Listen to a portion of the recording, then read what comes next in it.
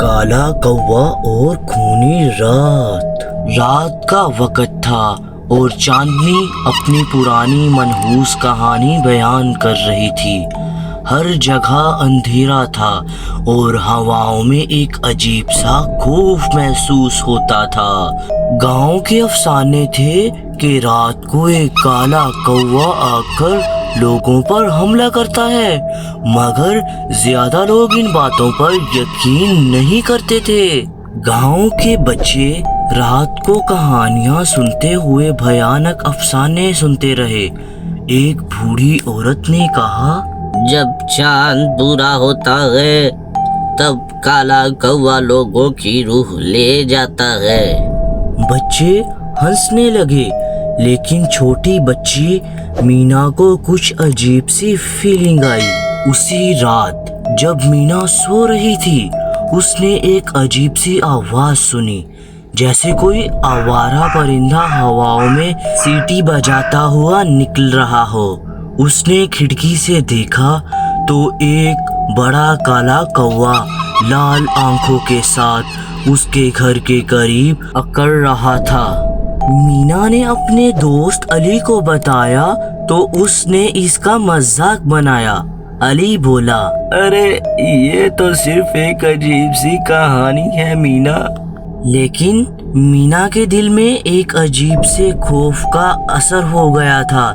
اس رات علی بھی چپکے سے مینا کے گھر کے قریب گیا اور دیکھا کہ وہی کالا کوا وہاں اڑان بھر رہا تھا۔ اگلے دن علی نے گاؤں کے بزرگوں کو بتایا، لیکن انہوں نے کہا، بیٹا تمہارے ذہن کا دھوکہ ہے۔ لیکن علی اور مینا نے مل کر فیصلہ کیا کہ وہ کالے کوے کا راز خود سمجھیں گے۔ مینا نے سنا تھا کہ گاؤں کے باہر ایک پرانی حویلی ہے جہاں کوئی نہیں جاتا، کیونکہ لوگ کہتے تھے کہ وہاں ایک شیطانی روح ہے۔ اس نے علی سے کہا، علی شاید اس کوے کا تعلق اس حویلی سے ہو۔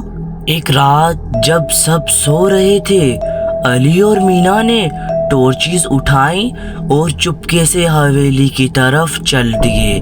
راستے میں انہیں کچھ عجیب سی آوازیں سنائی دینے لگیں، جیسے کوئی ان کا پیچھا کر رہا ہو۔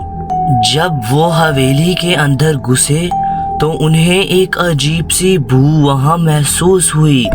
اتنے میں ان کے سامنے کالا کوا نظر آیا۔ اس نے پروں کو پھیلایا اور ایک بھیانک چیخ ماری۔ علی اور مینا کے پسینے چھوٹ گئے۔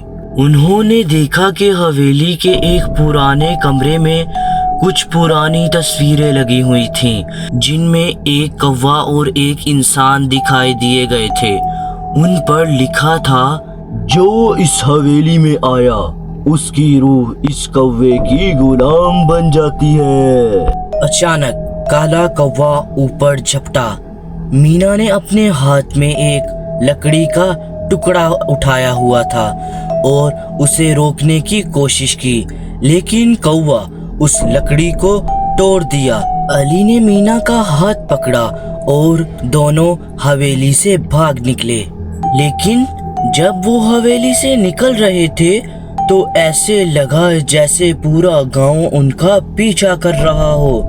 ہوا میں گنگناہٹ تھی اور ایک عجیب سی حالت تھی۔ ان کی سانسیں پھول گئی تھیں۔ مینا نے دیکھا کہ ہر جگہ انہیں کوا نظر آ رہا تھا۔ اس کی لال آنکھیں اندھیرے میں چمک رہی تھیں۔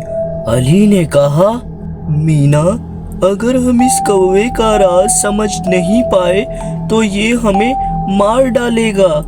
دونوں نے فیصلہ کیا کہ وہ حویلی کے بزرگ فقیر سے ملیں گے، جو گاؤں سے دور ایک جھرنے کے پاس رہتے تھے۔ فقیر نے انہیں دیکھا اور کہا، تم نے ایک بھیانک شے کو جگا دیا ہے جو صرف ایک ہی طریقے سے واپس سلائی جا سکتی ہے۔ فقیر نے انہیں ایک پرانی کتاب دی جس میں ایک ٹوٹکا لکھا تھا۔ ٹوٹکا یہ تھا کہ جو روح کو آزاد کرے उसे अपनी खूनी रात जागे से गुजरकर राहत पानी है। अली और मीना एक पहाड़ी रास्ते पर चल पड़ी जो फकीर ने बताया था। रास्ते में उन्हें अनजाने जानवर मिलते रहे जो उन्हें डराते रहे, लेकिन उन्होंने हिम्मत नहीं छोड़ी।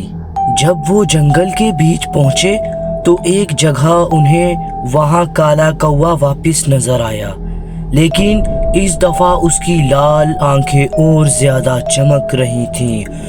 उसने उन्हें पहचान लिया था।